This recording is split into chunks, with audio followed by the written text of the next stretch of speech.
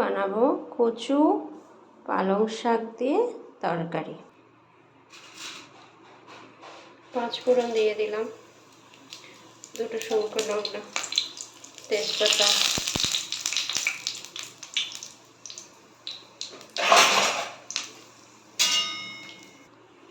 এবার দিয়ে দেবো কেটে রাখা পেঁয়াজ।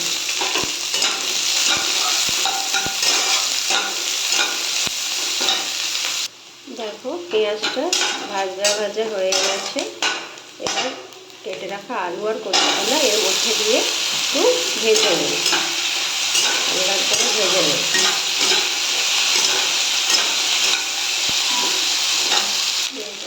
এবার আমি এর মধ্যে একটু লবণ দিয়ে দেবো।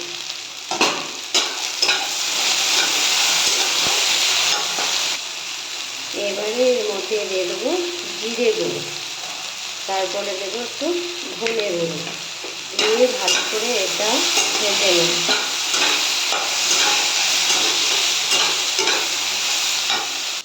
এবারে এর মধ্যে দেব 1 চা চামচ হলুদ গুঁড়ো,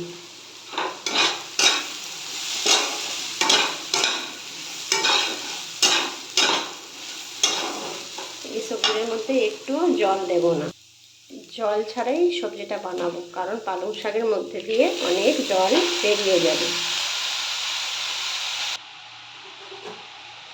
এর মধ্যে দিয়ে দেখো বন্ধু এবং জল ছাড়তে আরম্ভ করে দিয়েছে।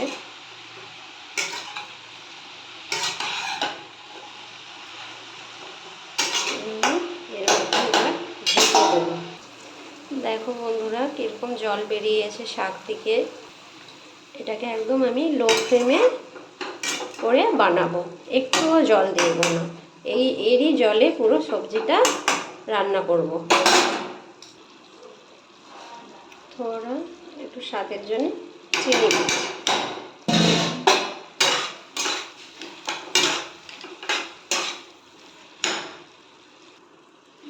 দেখো বন্ধুরা আমার সবজিটা পুরো রেডি হয়ে গেছে। এটা ভাত রুটি সবের সাথেই ভালো লাগবে, খেয়ে দেখো আর কমেন্ট করে জানিও কেমন হয়েছে।